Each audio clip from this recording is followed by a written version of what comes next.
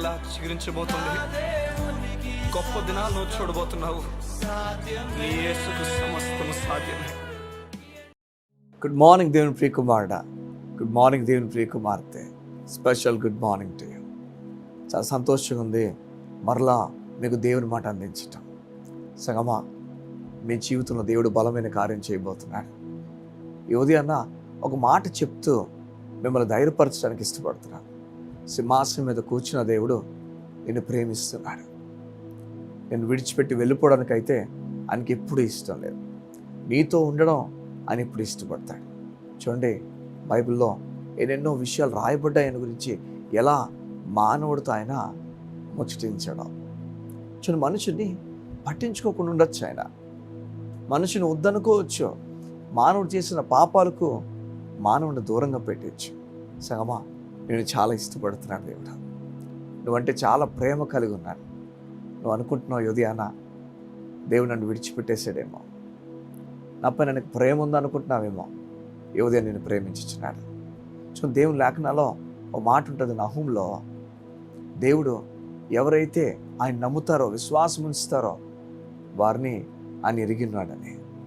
English ఉంటుంది, ఎవరైతే ఆయన విశ్వాసం ఉంచుతారో వారి కోసం ఆయన ఆలోచిస్తున్నాడని, ఆయన కేర్ తీసుకోబోతున్నాడని, ఆయన వారి గురించి అన్నీ కూడా సమకూరుస్తాడని. సగమా, నీ గురించి దేవుడు గొప్ప కార్యాలు చేయబోతున్నాడు. నువ్వు విశ్వాసం ఉంచుతున్నావా? నిరాశపడిపోవద్దు. దేవుడి పైన ఎవరైతే విశ్వాసం ఉంచారో వారికి దేవుడు ఆశ్చర్యదుర్గంగా ఉండడానికి ఇష్టపడుతున్నాడు. నీవు దేవుని పైన విశ్వాసం ఉంచితే ఆ విశ్వాసము నీకు బలంగా మారబోతుంది. ఆ విశ్వాసము అపవాది కలుగు చేస్తాడా?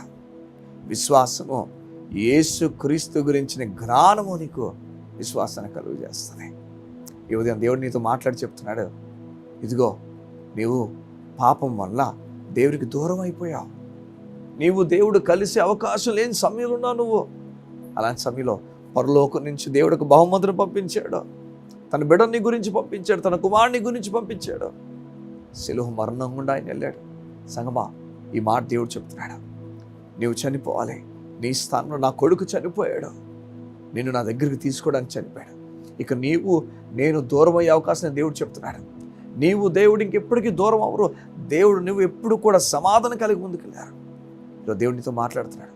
ఆయన నువ్వు దగ్గరయ్యో గనక దేవునితో అంటాడు, గొప్ప కార్యాలు నువ్వు చూస్తావు, గొప్ప కార్యాలు చూస్తావు. ఏ దేవుడైతే భూమి ఆకాశములు సృజించాడో, ఏ దేవుడైతే ఎరుకొని కూల్చాడో, ఏ దేవుడైతే ఎర్ర సముద్రాన్ని పాలు చేశాడో ఆ దేవుడు నీతో మాట్లాడి చెప్తున్నాడు, భయపడక, భయపడక, నీకు నేను నీతిని దానంగా ఇస్తున్నాను, గొప్ప కార్యాలు నీకు జరగబోతున్నాయి. ఈ మాట చెప్తున్నప్పుడు నాకు గొప్ప ధైర్యం అనిపిస్తుంది. నువ్వు త్వరలో గొప్ప కార్యాలు చూడబోతున్నావు. ఉద్యోగం గురించి నిరాశపడద్దు, పెండ్లి గురించి నిరాశపడద్దు, బిడ్డల గురించి నిరాశపడద్దు, నీ జీవితంలో రిలేషన్షిప్లో జరుగుతున్న విషయాల గురించి నిరాశపడద్దు. దేవుని మీద ఆధారపడి ముందుకు అడుగులు వేసాగమా, దేవుని కార్యాలు చూస్తావు. తన కుమారుని వదులుకున్నవాడు నేను వదిలేస్తాడు అనుకున్నావా? అయ్యో, ఎంత తక్కువగా ఆలోచించావు. వదలడు. నీ గురించి అన్నీ వదులుకున్నవాడు నిన్ను తిరిగి పట్టుకెళ్ళడానికి వచ్చాడు. ఈరోజు దేవుడు చెప్తున్నాడు, భయపడద్దు, గొప్ప కార్యాలు చూస్తాం. చూడండి, ఎవరైతే ఆయన పైన విశ్వాసం ఉంచుతారో, ఎవరైతే ఆయన పైన ఆనుకుంటారో, ఎవరైతే ఆయన నమ్ముతారో వారి గురించి ఆయనకి తెలియను. అది మాత్రమే కాదు, వారి గురించి ఆయన కేర్ తీసుకుంటున్నాడు, అన్నీ సమకూర్చబోతున్నాడు.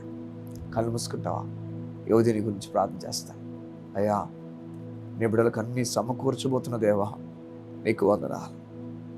ఎంత సంతోషమయ్యా.